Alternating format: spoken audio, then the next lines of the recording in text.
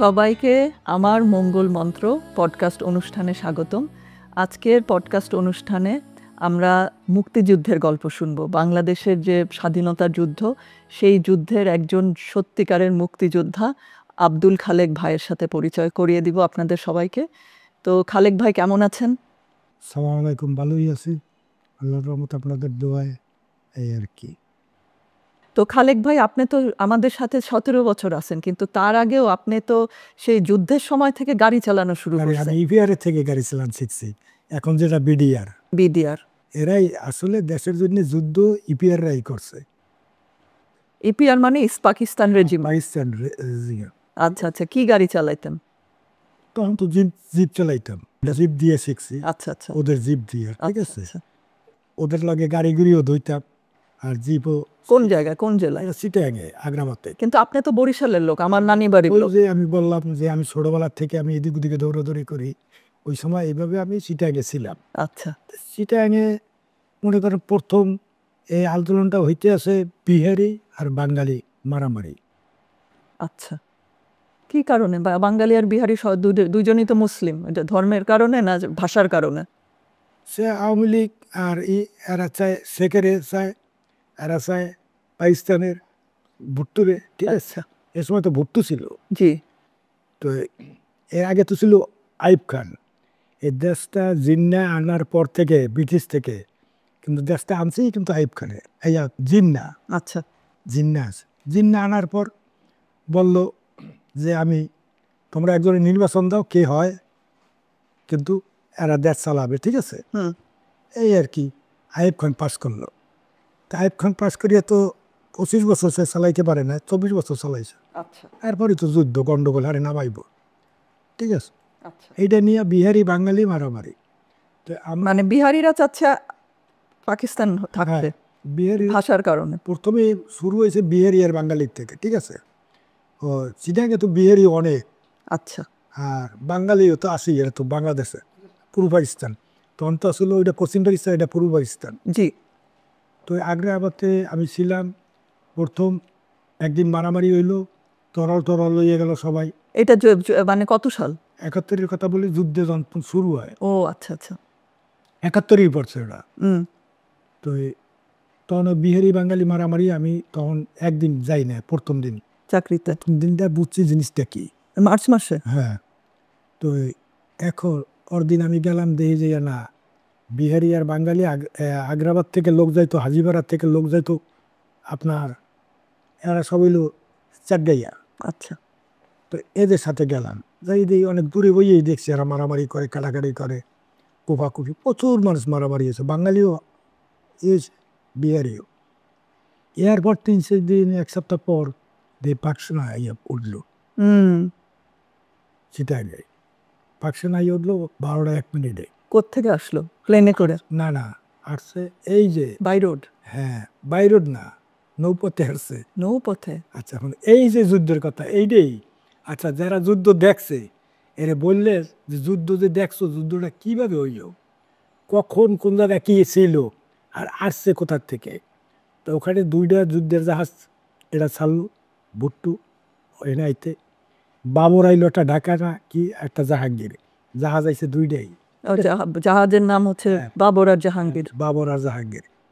তো যাই হোক, 2টা জাহাজ 2 জায়গায়, একটা চিটাগাঙে ল্যান্ড করছে আর একটা এই জায়গা। এখন ওখানে আইসে, আইয়া যখন রাত 12টা 1 মিনিটে উঠছে, এরা তো রাস্তায় 24 ঘন্টা মানুষ থাকে পাকিস্তানে বলে, আমরাই 24 ঘন্টা গাড়ি গুড়ি চলে। ওই সময় উঠতে তো প্রচুর মানুষ মারছে পাকসেনারা। জি। আর ইপিআর ক্যাম্পগুলো যখন দখল করতে গেছে, ইপিআররা তো ছাড়বে না। তখন তো জিয়ার রহমানের উনি তো আপনার পাকিস্তানে জিয়ার রহমান যায় না। আমি কিন্তু জিয়ারে চিনতাম না। আচ্ছা। তারপর জিয়ারে কেমনে চিনলাম সেটা বললো।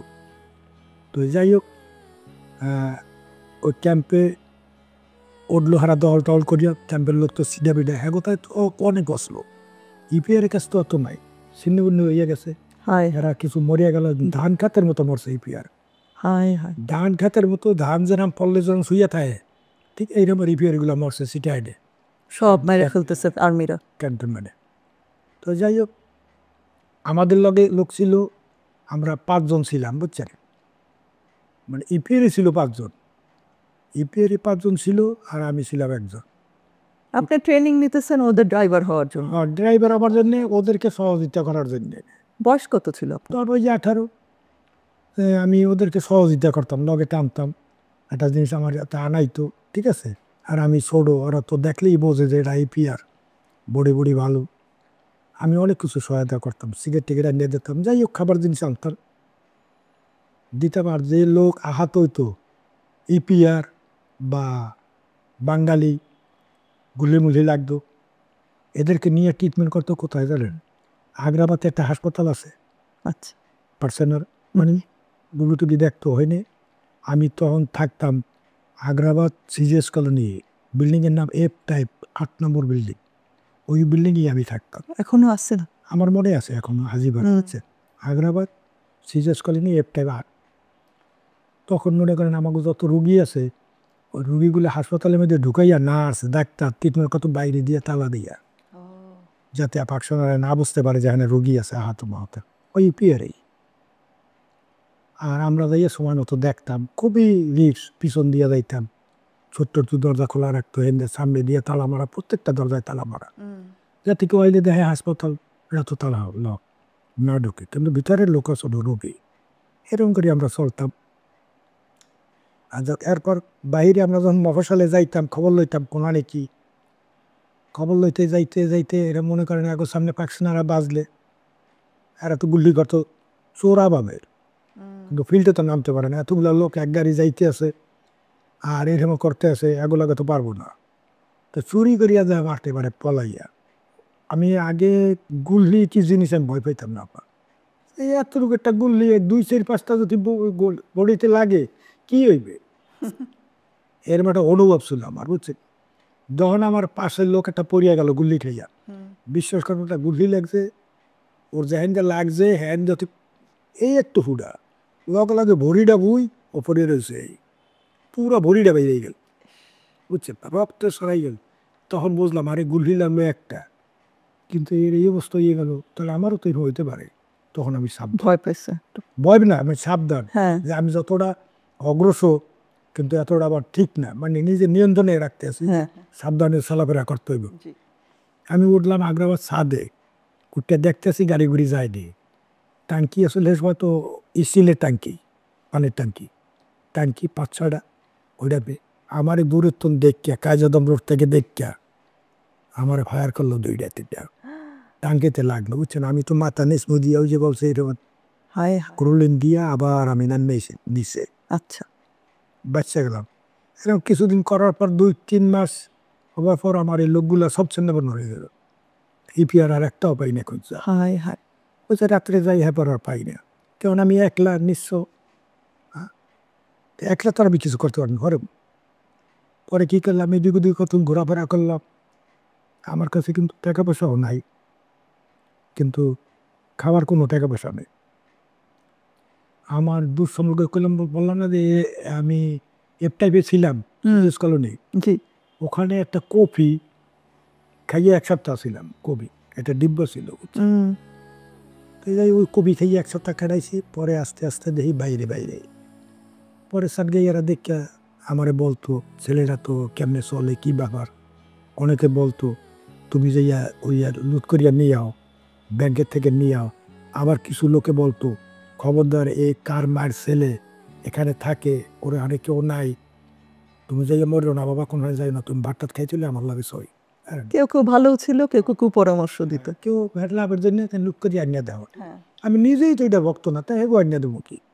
2 মাসের মতো গেল, কিছু মানুষ বাইরে এলো কার্ফুর টাইমে, কার্ফুর দিয়ে দেয়, এই টাইমে তুমি যাই যাতায়াত করবা। ওই সময় খাওয়ান টান আনতাম দোকান থেকে, আনিয়া খাইতাম। আমাদেরকে বলতো কি ওই ইপিআররা, যে আমরা যদি দরজায় লাত্তি মারি, মনে করো যে আমরা আস্তে করিয়া টোকা দেব 3 বার, তখন মনে করবো আমরা, আর যদি মনে করো জোরে কেউ আঘাত করতে আছে, তাহলে মনে করবো এগুলো পাকছে না অন্য লোক, তখন দরজা বরজা খুলবা না, দরজা ছিঁড়ে থাকবে। আমাদের একটা সিঙ্গেল ছিল আর কি, বুঝছেন। তা যে রাত 12টার সময় 12টা 1 মিনিটে উঠছে আফা, হ্যাঁ, বিশ্বাস করে না, মনে হয় যেন ইটা ডাডা ডাডা ডাডা করে ফেলাইতেছে মেসিঙ্গার, মানে মেসিঙ্গারের শব্দ। আমি ওই রাইতে প্রথম ওই রাইতে আমার মামারে বললাম, ভাইয়া, মামা ওটা কি, ভাইয়া ওটা কি, দুইটা সম্পর্ক। তো ভাইয়া এক শব্দ হয় কিসের, আমার মনে হয় তো বিল্ডিং করিয়ে যাইতেছে, হ্যাঁ, আরে গোলাগুলি। গুল্লি করতে আছে। ঠিক আছে, ওই প্রথম রাইতেই ভয় পাইছি আমি, খাটের তলে দৌড়াদৌড় দেখছি, বুঝছেন। আমার একটা সুরা পর, আলহামদুলিল্লাহ সুরা পর, কুলবল্লা সুরা পর, এক আল্লাহ আল্লাহ কী করে। এরকম দিন কাটতে কাটতে তারপর তো রাস্তাঘাটে বাইরে এলাম। বাইরে আমাদের আমার কোনো লগের কোনো সাথী নাই, লঞ্চ স্টিমার চলতে আছে কিছু, উঠলাম শিপে, সিটাঙ্গে শিপে, শিপে উঠতে আইলাম বরিশালে এই নিজের বাপমার কাছে। আমার বাপমা তো দেখতে আমার খুব কান্দাকাটি, আরে বাবা যুদ্ধের সময় কই আস না না, আমি না আমি ভালোই আছি। আর আগের আমাদের মানুষ আর জিম ভূত সব তাই না দেখাইতেছে আমি কেমন আছি। কেউ কয় মারা গেছে, কেউ কয় অমুক হয়েছে। আমি দেওয়ার আমি তো ভালোই আছি, আমি মারা কি আমার তো কোনো সমস্যা নাই। যাই হোক, এখন পরে দেখতাম যে না, আমার ওই নেশাটা তো রইয়া যায় না যে আমি একজন দেশ স্বাধীন চাই, নেশাটা তো আর রইয়া যায় না। আমাদের পুলিশ লাইন আছে, পুলিশ লাইনের সামনে দিয়ে আইতে আছে রিস্কায়, আইয়ে রিস্কাটা থামাইলো, হারা রিস্কা পায় না, পায় না বেশ ভালো কথা। আমার তো বলবো যে আমার রিস্কাটা সারিয়ে দাও, তুমি দাও, আমারই ধরছে, আমি মুক্তি বাহিনী পাক সেনারা ভাবছে। তিনজনে। আমি আমার জিয়া কই যাবা, আমি কি অমুক জায়গা, কয় মুক্তি বাহিনী। আমি তো যাবো, আমি কি আরে আমার এখন মারতে আছে, এমন পারান পারাইছে নামাইয়া, হায় হায়। বিশ্বাস করবেন না আপা। এই সময় তো আমার বডি বুডিও ভালো, দেন নাই ছবির মধ্যে ব্যায়াম করতাম তো, পারাইছে ঠিক মতো, হাতের মধ্যে খালি হাতটা একটু মুচকে গেছিল। আমাকে যাও কেন আমার গাড়ি চলে, আমারে বলতে আছে যে সালা তুমকো হাত সে নেই মারেগা, গলি সে মারেগা, চলো ক্যান্টান ভাই। তাই গাড়িতে আমার উড়াইলো, উড়াই তো আমার নিয়ে যাইতেছে ওই ওই ক্যাম্পে নিলে। আমি শুনছি যে চোখের মধ্যে পুরিয়া রড ঢুকায়, বুঝছেন, চোখের অন্ধ করে রড ফেলে। লাল করিয়া। তা আমি শূন্য ওইটা ভয় পাইছিল, তো গুল্লি করিয়া মার, তুই এখানে মারিয়া হলা, ঠিক আছে। আমার কথা সব জান দিতে রাজি, এরকম তিলে তিলে মারাটা এটা আমি পছন্দ করি না আসলে। তা আমি গুল্লি খেয়েই মরুম, ওরে আমি ক্যাম্পে নেতে দিম না। মানে আমাদের এটা হইলো ইসে সাগরদি ওয়াবদা কলোনি আছে না, ওয়াবদা কলোনি ক্যাম্প আছে এ দেয় বরিশালে। বরিশালে, পাকসানারা করছে ওয়াবদা কলোনি। আচ্ছা আচ্ছা। ওরা তো অসলে এই বই রয়েছে। তো মাইরে আমি দুর্বল হয়ে গেছি, এরকম একটা ভাব ধরছি পরে। এই ওরা চারিদিকে এলো মূল্য চাইতে আছে, বুঝছেন। আর আমার তো খেয়াল ভাব ধরিয়া এনে একজন আসছিল, আমি তো অতই ডালা ধরিয়ে এই যে পড়ছি, পড়িয়ে যে কটা পোলট্রি খাইলাম, গাড়ি তো জোরে, গাড়িটা ব্রেক করতে তো সময় লাগে।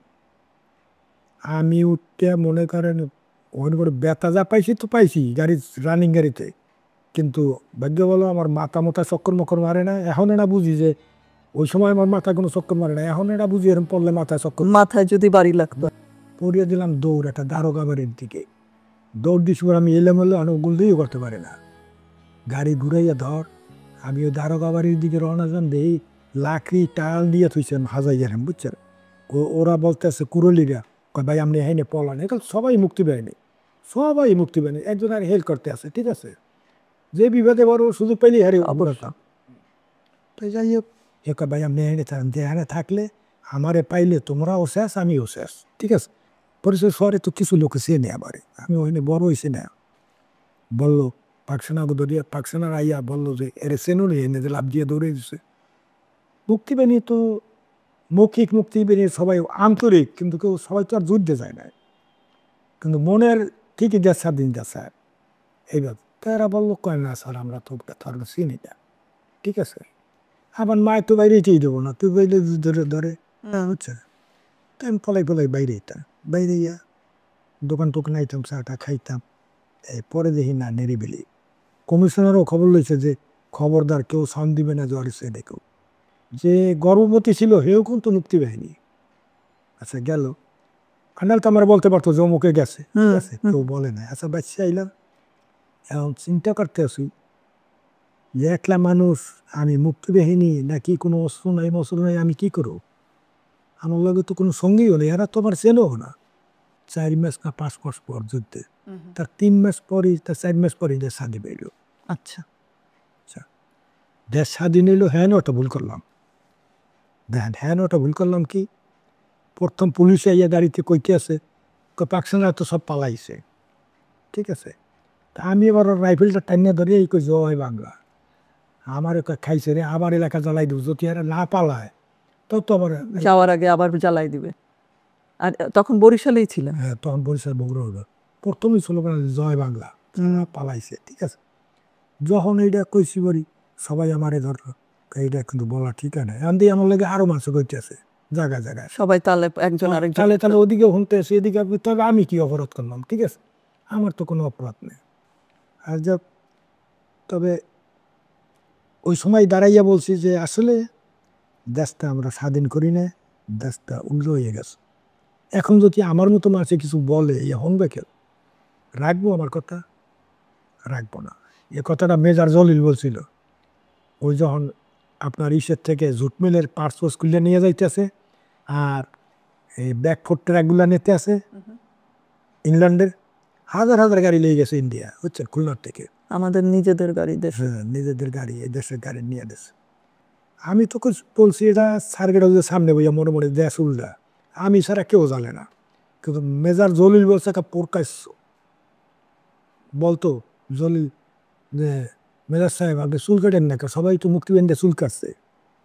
তখন মেজর জলিল বলছিল যে আমি চুল কাটব না, দেশ তো আমি স্বাধীন করি না, দেশ আবার যখন দেশ স্বাধীন হইবে তখন আমি চুল কাটব। ওটা তো মারা গেছে, কথা তো সত্য, বুঝছেন। অহন যে না দেশ স্বাধীন হইল, আমি করল ইন্ডিয়া ডাইল কিনছি 1 টাকা চাইলে না, মুসুরিটা 1 নম্বর দেয় চিটাং থেকে, যুদ্ধের সময় 9 মাস, আচ্ছা বরিশাল থেকেও কিছু 1 টাকা চাইলে না কেজি। আচ্ছা লবণ 5 কেজি 1 টাকা, আচ্ছা এটা ফেরিওয়ালারা ব্যস্ত জড়িতে বলি আছে 5 কেজি 100 টাকা, 5 কেজি 100 টাকা। যেদিনকার দেশ স্বাধীন হইল আর পর দেবে লবণের কেজি 120 টাকা, কাঁচামরিচ 120 টাকা। এত 10 গুণ দাম বেড়ে গেল, 100 গুণ দাম বেড়ে গেল। আর তখন একটা বদলার দাম আছে 5 টাকা, 150 টাকার উঠে করবে বেতন নাই, তখন আমি 120 টাকা বেতন পাই গাড়ি চালাইনি। এই সময় যদি মনে করেন এই হয় তাই 5 চলতে পারে। হুম হুম। এই যে শুরু হয়ে গেল খেলা। আর আপনি কি করতেন তখন? আমি তো কিছু করতাম না তো, আচ্ছা আচ্ছা আমি একদম কিছু, আমার কোনো কাজই নেই। আচ্ছা। আমার কাজ ছিল, আমার ভাইয়ের কটা রিক্সা ছিল, রিক্সার ব্যবসা করতো, ওইটা জমা টমা উঠাইতাম, হ্যাঁ তো হ্যাঁ নিজেরাই খাইতে না, ভাড়া দেবো করতো, হ্যাঁ। বুঝছেন, এই আর কি। ও তারপর ঢাকায় আসছেন স্বাধীন হওয়ার পরে? পরে ঢাকায় আসছি আপনার আমি বিয়ার পরে, আমার আব্বা যখন বিয়ে করাই দিল, ওই এদিক ওদিকে যাই, এদিক ওদিকে যাই, ওই সময় বিয়ে করাই দিল, আমার ছেলেটা এদিক ওদিকে যায়, আমার মায়ের মিললা বাপে মিললে বিয়ে শাদি করাই দিলে একটু থামবে। হ্যাঁ থামবো, যায় ভাবছিলাম যে বউ হইলে থাকবো, ঘরে না করে ইয়ালা আমার ছেলে এই ধরনের না, আমি বুঝলাম। পরে আমার ওয়াইফরে বলল কয়ে কবে আয় না না আয়? মা আমি তোমারে তোরে আরেকখানে বিয়ে দিয়ে দেবো, আমার বাপ বলু, কিন্তু আমার কোনো যে কবে আছে আর কোনো নিশ্চয়তা নেই। পরে আমার ওয়াইফ এই একটা কথা বলছে যে বাবা আমার তো বিয়ে হয়েছে, আমরা ছেলের সাথে বাপ থাকলেও আপনি আর মা থাকলে মা তো আছে, ঠিক আছে, আপনার তো ছেলে, আচ্ছা 20 বছর পর তো আইব আপনার ছেলে। পরে যাই এখনই কতগুলো কথাবার্তা বললো আমার, আমাকে ঠিক আছে যাই করে আমি তোর কাছেই থাকবো, আর পলামও তলাম না। হ্যাঁ আমি জামো আমার বাপ মরার পর, কিন্তু আমার বাপে তোর সব করে আনছে, ঠিক আছে, আমি আমার বাপ থাকতে এক করে কষ্ট দেবো না, ঠিক আছে। পরে এবার মারা যাওয়ার পরে ওরে নিয়ে আমি দেখাই। আচ্ছা আচ্ছা। তারপরে ঢাকার এসে ড্রাইভারের চাকরি শুরু করলেন? হ্যাঁ ড্রাইভারি চাকরি এরকম শুরু করি না, পাই না ভাই না, হঠাৎ করে আমার কি দেবো, হ্যাঁ নতুন নতুন আসছেন। নতুন আসছে। কিন্তু আপনি ড্রাইভারের চাকরি শুরু করার আগে যে যুদ্ধ করলেন যে, তো যুদ্ধ করার পরে তো আপনাকে কোনো সার্টিফিকেট বা কোনো সম্মান পাইছেন? লিস্টে আপনার নাম লেখাইছিল? পাইতাম, আর আমি কেন নেই নাই ওই জিনিসটা, বুঝছেন, এই রেড ক্রস আমার আরো 2টা ভাই মুক্তি পেয়েছি, হ্যাঁ আমরা 3 রেড ক্রসে নাম লেখাইছে? হ্যাঁ একটা নাম লাগাইছে রেড ক্রসে। আমি এদেরকে বাধাও দিয়েছিলাম তোমার লঞ্চে উঠতো না, যাইও না, কেন? কারণ আমি আগে একটা মর্নিং শো দেখতাম পাকিস্তান বলে, রবিবার দিন, আগে রবিবার বন্ধ ছিল না। জি কি শো? হ্যাঁ ইংলিশ ছবি দেখতাম, নাম মনে আছে? ছবিটার নাম মনে নাই, কিন্তু ওইটা হইলো দেশ স্বাধীনের জন্য এরা যুদ্ধটা করে। ওই সিনেমার গল্পটা ছিল যুদ্ধের উপরে। দেশ স্বাধীনের জন্য মানে প্রতিবাদ করার জন্য। বুঝতে পারছি। তো এখন ওই ছাদের উপরে ওরা ট্রেনিং দেয় দেখলাম ছবিতে, ঠিক আছে। পরে কমসে কম 4-5 হাজার লোক, তখন ওরা যখন মার্চ করাইতে আছে জি, ছাদে করে সব পরিয়ে দিতেছে, তাও থামতে আসে না সিনেমার মধ্যে। সিনেমার মধ্যে, তাও থামতে আসে না। তখন এদেরকে বসে ডিলার দিল যে হ্যাঁ আমরা এখন নামতে পারি ফিল্ডে যুদ্ধের জন্য, কারণ তোমার যে কমার্স করছি মার্চ করছি তুমি যে পড়িয়ে দিতেছ তাও থামতে আসো না, তো তোমরা দেশের জন্য জান দিতে পারবো। তখন দেখছি ওই ছবিটা, বুঝছেন, ওই ছবিটা আপনার মনে ছিল? ওইটা আমার মনে আছে। আবার ওদেরকে দেশ স্বাধীনের পর সব মারিয়ে হালায়। সে কে অরিজিনাল ভুল দুইটাই করছে আমি যেটা বুঝি। ওর তো মাথা বড়, বুঝছেন, আমাকে তো মাথা ছোটো। ভুল করছে কোনটা জানেন? ভুল করছে পুরা জেলখানা খালি করিয়া লাইছে, সব করে দিয়ে সারিয়ে দিয়া। আচ্ছা, মাইরা ফেলানো উচিত ছিল, মুক্তি পেয়ে কোনো দরকার নাই। আর যখন তুমি মারো না, তাহলে তোমাদেরকে তোমার উচিত ছিল যে কলোনি বানাইয়া মুক্তিযোদ্ধার না থাকার স্থান দিয়া দাও, তাদের জন্য একটা স্কুল করো, কলেজ করো, যারা দেশের জন্য জান দেশে এদের জন্য এগুলো ফ্রি থাকবে। তোমাদের ভাতা ভাতা পাও না না পাও, চাকরি পাও না, তাদের জন্য কতগুলো সুযোগ সুবিধা চিটাঙ্গে দেওয়া উচিত ছিল, ঢাকা দেওয়া উচিত ছিল, বরিশালে দেওয়া উচিত ছিল। যদি এই ধরনের দিত তাহলে আর ভালো থাকতো, সমস্যা হইতো না। হ্যাঁ। তাহলে কিন্তু আর এই না, থে ভুল তিনটাই করছে। এদিকে থেগো কিছু দেয় না, ভাতে মারছে ওই যে কাগরে দেয় না মুক্তিযোদ্ধাদের? হ্যাঁ কই দিছে। কেন? মুক্তিযোদ্ধার লিস্ট তৈরি করা হয়েছে না, ভাতা দেওয়া হয়তো। হ্যাঁ কই পাই, কই হ্যাঁ দ্বারা যে টাকা দিয়ে যাইতে পারবো হ্যাঁ পাইবো।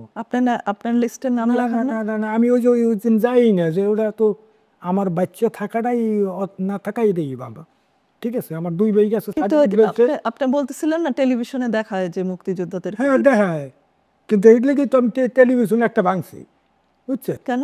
রাগের চোটে? রাগের ছোটে যে বয়স লোকে দেখাইতেছে যে আমি মুক্তিযুদ্ধের সময় এখানে ছিলাম, এই সেক্টরে ছিলাম, এই সেক্টরে ছিলাম, কোথায় যুদ্ধ করছে, হ্যান করছে, ত্যান করছে।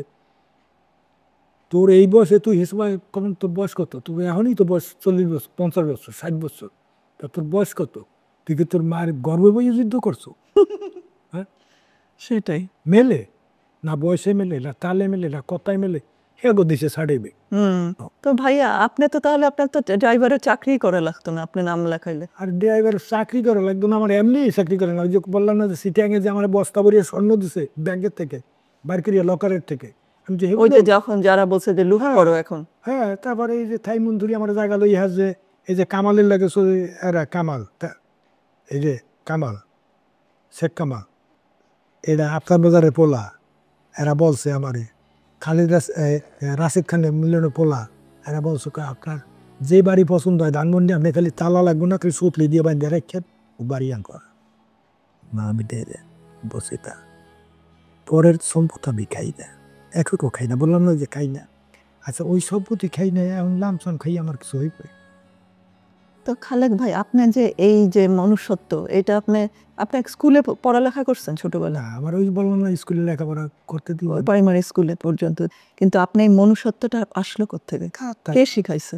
না এখন এইটা হইছে কিসের জন্যে আমার দ্বারা খুব বিবেক বাধা দেয় যে আমি এই দুনিয়ায় 60 বছরের জন্য আইছি, 50 বছর না আপনার তো এখন তো বয়স আরো বেশি, না, 60-এর বেশি। 50 বছর 60 বছরের বেশি মানুষ বাঁচে না। এইটার জন্য আমি অর্থ জমাইয়া আমি আজকে যাবো আমার ছেলের জন্য, আমি টাকা জমাই মজা মারবো আমার ছেলে, কিন্তু কবরে বকর মারবি। হ্যাঁ, চুরি চামারি যাই করিয়া মানে যাই এরিয়া আতাই মাথায় দিলাম, মজা মারবো আমার ছেলে, করবো আমার বাপে তুই গেছে কেন নষ্ট করে খাইয়ালায়, এইসব সম্পদ তো থাকে না, সকালে সম্পদ থাকে, ঠিক আছে। আমার নিজের সামনে দেখছি কত মানুষ পতন হয়ে গেছে গা, সেটাই। অসৎ পয়সা 20, 30, 40 বছর থাকবো, তারপর আবার এই এর রাখতে পারবো না কোনো রকমের। তাহলে আমি দেখিয়ে গেলে, আমি খাইয়ে গেলাম, ভোগ করিয়ে গেলাম, আমার পোলায় খাইতে পারবো না, আমার নাতি খেতে পারবো না, এমন তো হয় না। নাতি তো এখন ঢাকাতেই বড় হইতেছে, তাই না? বড় হইতেছে, কিন্তু ওই সাইডটা না আমার থাকতে হইব, অবশ্যই। ঠিক তা আছে। এখন ওইটাই কথা যে ঢাকায় তো বড় হইতেছে, আপনি ঢাকা শহরে প্রত্যেকদিন এই যানজটের মধ্যে গাড়ি চালান, মানে আপনার কি মনে হয় আমাদের ভবিষ্যৎ কি আমাদের দেশে? তারপরে এত বিরাট বড় একটা আন্দোলন হইলো, আপনি মুক্তিযোদ্ধা, আপনার কাছে তো এই আন্দোলন আমার ওই অনুপাতে তো এমন বড় না, কিন্তু তারপরেও একটা বিরাট ঘটনা ঘটে গেল। আমার কাছে হয় কি জানেন, আমরা সব লোকই স্বার্থপর, সবাই সবার বুঝেই আছে। আমি বলি যত বড় সে রূপ ধরুক, আর যত ভদ্রলোক হোক, আর যত গরিব হোক, যত শিক্ষিত হোক, এই দেশটারে নষ্ট করছে শিক্ষিত লোকে। এই দেশটারে নষ্ট করছে শিক্ষিত লোক। এই যে মামা আমারে কয় কি ঠামু ভেজাল, ঠিক আছে, আপনি মামা এগুলা আপনার কথা, কিন্তু আমিও মরতে আছি। কয় কিরম? আমি মরতে আছি, আপনার পোলাপান বুইডে লেখাপড়া করে, আমার পোলাপান আমি বুইডে লেখাপড়া করি, ওনে দিয়ে বানায় বউ, দেখেন কতগুলো ধরা খাইছে।